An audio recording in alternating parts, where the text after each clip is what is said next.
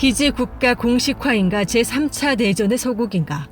윤석열 일당을 끌어내리는 것은 단순히 정치적 당위를 넘어 이제 우리 모두의 생존권과 직결되는 문제라는 것이 더욱 확연해지고 있습니다. 우크라이나 전쟁에 무기 공급을 하는 문제는 전쟁의 직접 당사자가 되는 사안이자 이 나라의 안위를 결정하는 중대 사태입니다. 달리 말해 국민 모두의 목숨이 어찌 될지 모르는 상황이 펼쳐진다는 것입니다. 26일 방미를 준비하고 있는 윤석열은 바로 이 국민들의 목숨을 인질로 해서 자신의 권력 기반을 극대화하려는 술책에 광분하고 있습니다. 우크라이나에 대한 포탄 제공 방식의 직간접성에 대한 논란은 전혀 의미가 없습니다.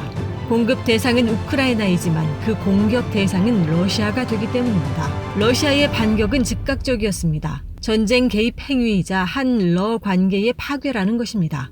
예측 가능한 사태였습니다. 그러자 윤석열은 대규모 민간 피해나 살상이 벌어질 경우라는 단서가 있다고 변명했습니다.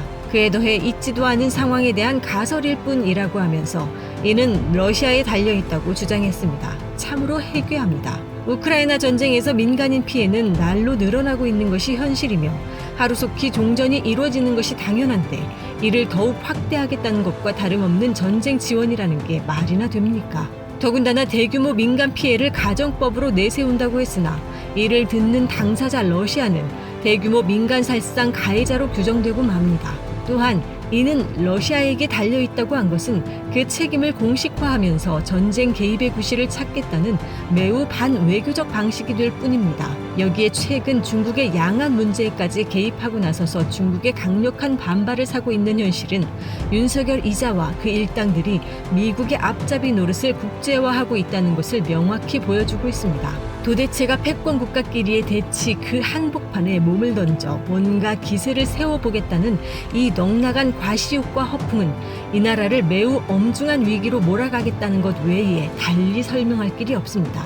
이러다가 정말 한반도가 세계 제3차 대전의 도화선이 되는 현장이 되지 않을까 우려가 매우 커지고 있습니다. 더군다나 이미 미국에 의한 군사기지 국가의 성격을 가지고 있는 상황에서 대한민국이 본격적으로 총체적인 기지 국가의 역할을 스스로 떠맡게 되는 사태가 벌어지는 것이 아닌가 하는 불안이 더욱 깊어지고 있습니다. 이는 한미일 전쟁 동맹을 근거로 러시아, 중국과 맞서고 여기에 북한까지 포함하는 동북아시아 전체의 대적 전선을 구성하겠다는 미국의 의도대로 움직이는 졸개가 되는 것입니다. 이런 미국의 의도에 충실한 기지 국가화 전략은 우리 모두의 삶을 전격적으로 파괴하고 일체의 정치적 논의와 미래 전략을 소멸시킬 뿐만 아니라 군사적 파시즘의 일상화를 가져오게 됩니다. 방미 과정에서 이런 구도가 보다 공식화되고 구체화되는 것은 불문가지입니다. 아무런 의지 없는 정상회담이라는 것 자체가 이 문제를 비밀스럽게 논의하고 공식화하겠다는 의지의 표현의 다름이 아닙니다. 보다 강력하고 분명한 투쟁이 요구되고 있습니다.